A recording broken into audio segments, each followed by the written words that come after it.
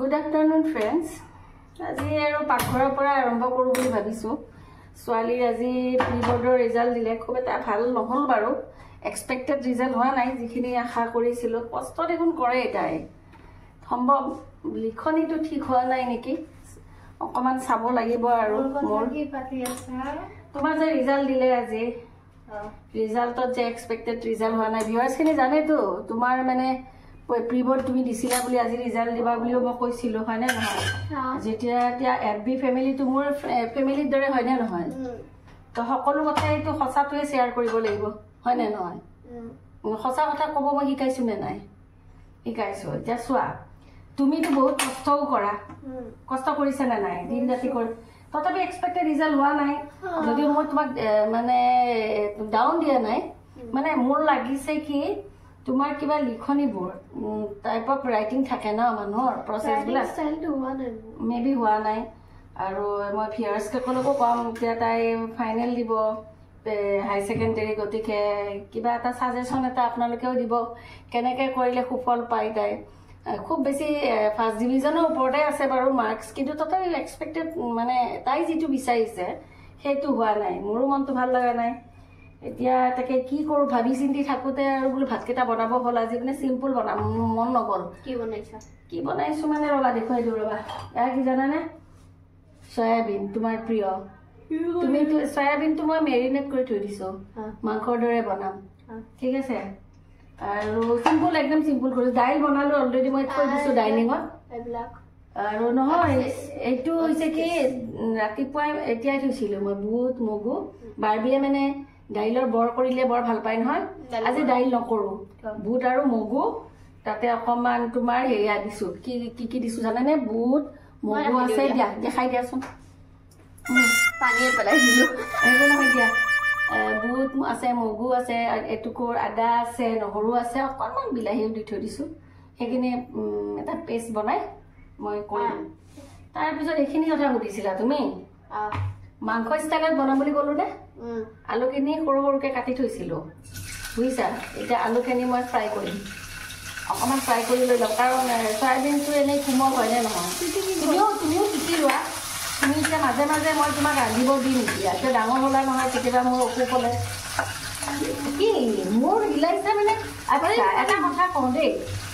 মই পঢ়াটো আমাৰ মাহঁতে আমাক কৈছিলে যদি ইমানখিনি কোৱা নাছিলে যে আমি চাকৰি কৰাটো ইমান দৰকাৰী বুলি কোৱা নাছিলে দেই মই আজি যুগৰ যেতিয়া মা মই এটাই কম চাকৰি কৰাটো আজিকালি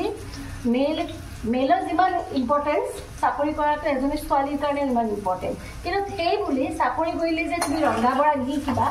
সেইটো মিনিংলেছ নিজৰ কাম বন কৰাৰ মাজেৰে নিজৰ জবটো যদি কৰিব পৰা এইটো খুবেই দৰকাৰী কথা বুজি পাইছা গতিকে চেষ্টা কৰা মই যেনেকৈ কৈ আছো তেনেকৈ শিকিব যাতে মোৰ দৰে হ'ব নালাগে মই চাগে এতিয়া মই ৰিয়েলাইজ কৰোঁ মই যে কেতিয়াবা কওঁ যে মই আইতামাক খুব মনত কৰোঁ মিছ কৰোঁ মাহঁতৰ কাৰণে মাহঁতৰ জেনেৰেশ্যনত কি আছিলে বিয়া দিলে মানে ছোৱালী চলিউশ্যন চেছ কিন্তু মই যিহেতুকে আজি দিগৰৰ মা মই এটাই বস্তু শিকাম বিয়া দিয়াটো চলিউশ্যন নহয় ঠিক আছে তুমি নিজকে সেলফ ডিপেন্ডেন্ট কেনেকৈ কৰিবা সেইটো ইম্পৰ্টেণ্ট আৰু তো কাম কৰা মানুহ নহ'লেও হৈ যায় তো নিজৰ কামখিনি যদি নিজে কৰা কিয় কাম কৰা মানুহ লাগে মই জানো ৰাখিছোঁ কাম কৰা মানুহ ৰাখিছোঁ নে এতিয়া মই চাকৰি নকৰোঁ মানুহে যদি সোধে মই উত্তৰটো কি দিম মই এজনী হাউচ ৱাইফ হা কিন্তু মই ড্ৰাইভিং কৰোঁ নে নকৰোঁ এজন ড্ৰাইভাৰৰ চেলাৰী কিমান সব কৰা অলৰাউণ্ড আচ্ছা এজন ড্ৰাইভাৰৰ চেলাৰী তুমি জানানে কিমান ধৰা 12 পৰা 15,000 টকা তো সেইটো 12 পৰা 15,000 টকা এজন ড্ৰাইভাৰে আজিকালি লয় ঠিক আছে কুক এজন যদি ৰাখা কুক এটাই সিমান মানেই লয় আল্টিমেটলি মই কিমান 30,000 এটা পালোহেঁতেন হয়নে কিন্তু প্ৰত্যেকজন সেইকাৰণে হাউচ ৱাইফ বিলাকক ঘৰত কৰি থকা মাকবিলাকক মানুহে কি কৰিব জানে বেছি ৰেচপেক্ট কৰিব লাগে এনেকৈ কোৱা নাই কিন্তু আমাৰ ছ'চাইটিত নহয় কৰে কিছু জনা বুজাখিনি কৰে সেই বুলি যে বাহিৰত কাম কৰা মহিলাগৰাকীও যে বেয়া চাকৰি কৰা মহিলাগৰাকী বেয়া কেতিয়াও হ'ব নোৱাৰে কিয় নোৱাৰে কোৱাচোন তেওঁ টেলেণ্ট আছে তেওঁ চাকৰিৰ মাজেৰে ল'ৰা ছোৱালী মেইনটেইন কৰিও ঘৰ চলাইছে হা তেওঁ মেইনটেইন তাৰে ইকুৱেল হৈ যায় গম পাইছানে মই সেইবোৰ ভাবি ভাবি আজি মই ভাতটো বনাই আছোঁ আৰু এক্সট্ৰা ভিডিঅ'নো কি বনাম কেতিয়াবা নিজৰ ডেইলি লাইফৰ মাক জীয়েকৰ আমাৰ যিটো কথোপকথন কনভাৰ্চেশ্যন আৰু তুমিতো মোৰ ছোৱালীও তুমি মোৰ ফ্ৰেণ্ডো